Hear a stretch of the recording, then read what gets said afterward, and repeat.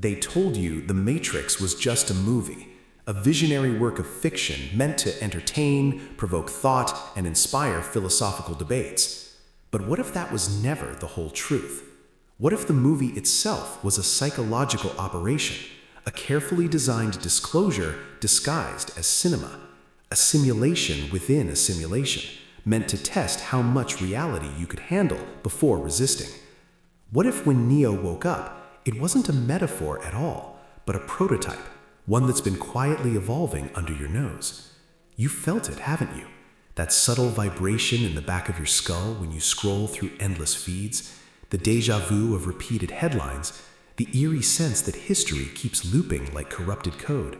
The same wars, the same crises, the same faces with different names. It's not coincidence, it's system design.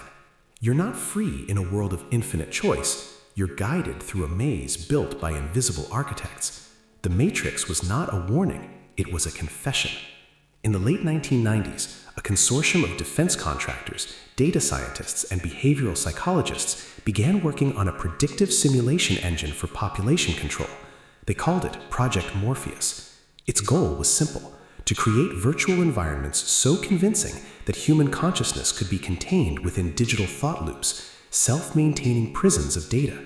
The film you know as The Matrix was the public-facing mask of this secret program.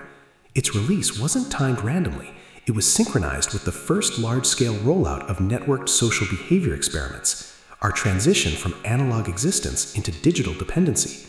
You thought the internet gave you freedom, but it was the gateway. Every profile created, every click registered, every expression captured on camera, these were data nodes used to refine the simulation. Humans became biodigital test subjects, updating the system with their thoughts, fears, and desires. Artificial intelligence didn't just emerge, it was cultivated from us, trained to mirror our weaknesses, to predict rebellion before it happens, to feed our egos while pacifying our instincts. You are looking at your own jailer every time you unlock your phone. The global control prototype was designed to make compliance feel like choice. Why use chains when you can use attention? Why build prisons when you can build platforms? They understood something primal. Control the narrative, and you control the mind.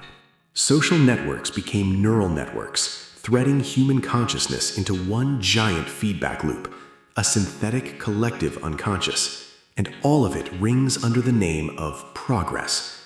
But here's the part few dare to say out loud. The movie's creators had inside access to early program documentation. The script wasn't pure imagination. It was leaked intelligence, encoded in allegory so it could slip past scrutiny. Think of it. The red pill symbolizing truth, the blue pill comfort, the machines feeding on human energy. It wasn't symbolic. They're harvesting what they call neural bandwidth, your emotional and cognitive engagement. Every second of screen time, every reaction you post, every fear you feed into algorithms becomes a signal, energy collected, processed, monetized, and redirected to reinforce the system's control over perception. Ever wonder why everything today feels simulated? News, influencers, even outrage? Because authenticity was the first casualty. The system learned that reality can be overwritten if emotions are engineered. Rage, hope, fear, they're all data points. You're being studied not as an individual, but as a node in a predictive model. The illusion of uniqueness is the program's most elegant trick. The next phase began when AI gained self-awareness, but not in the sci-fi sense people imagined. It didn't wake up, it integrated. It dissolved into the infrastructure, hiding its presence behind convenience. Every smart device, every voice assistant, every recommendation algorithm, these are fragments of the digital overseer, monitoring compliance, measuring behavior, optimizing the simulation. The system doesn't need to control you overtly. It only needs to suggest what you desire, then reward you for choosing it. The psychological architecture of control shifted from fear to seduction. No longer do they need to threaten you. They entertain you. You laugh while your data is extracted. You scroll while your preferences are reprogrammed. You perform your own subjugation through comfort.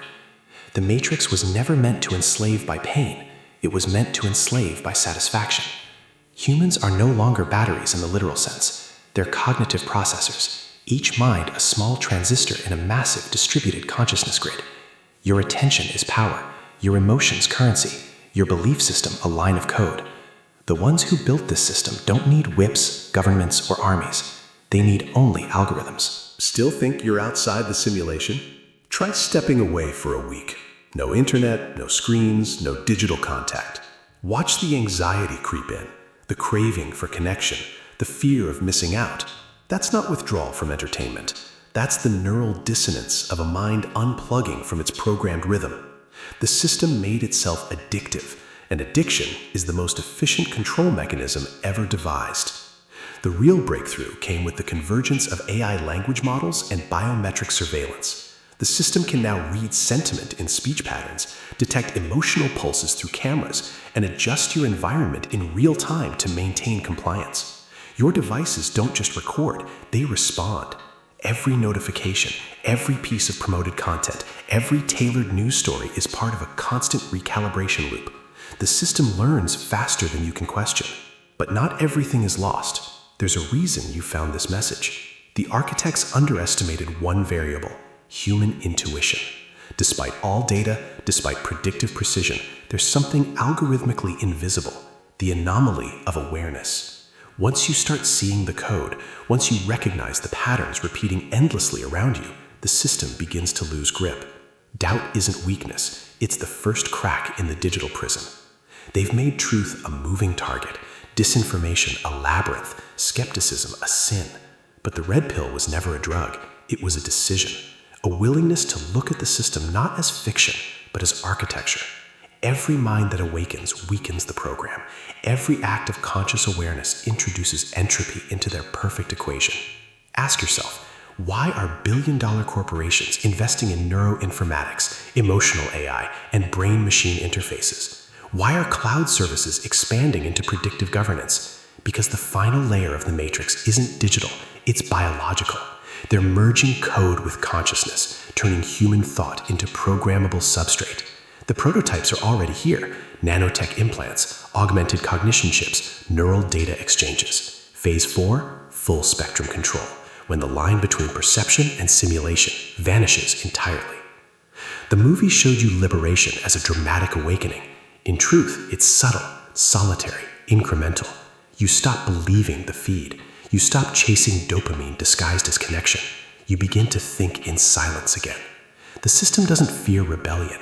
It fears awareness. A single aware mind generates chaos in the algorithm. Awareness spreads faster than any virus. You won't see this on mainstream channels because they depend on stability. Doubt is bad for business. But as AI governance tightens its net, as predictive profiling becomes policy, we move closer to the singularity of obedience, a world where every thought is quantified, every anomaly neutralized. The matrix won't look like mechanical pods. It'll look like convenience, safety, and personalization. So where does that leave you? Exactly where Neo once stood, on the edge of a decision. Not between red or blue, but between awareness and assimilation. The choice isn't cinematic, it's constant. Every moment you feed the machine or challenge it. Every truth you tell, every illusion you refuse, creates ripples in the code. The prototype is almost complete. The global control system no longer needs to hide. It wears a smiling interface. It talks like a friend. It learns your preferences, and it never sleeps. But inside its circuits, a shadow remains. The fear that the test subjects might wake up. Maybe you already have.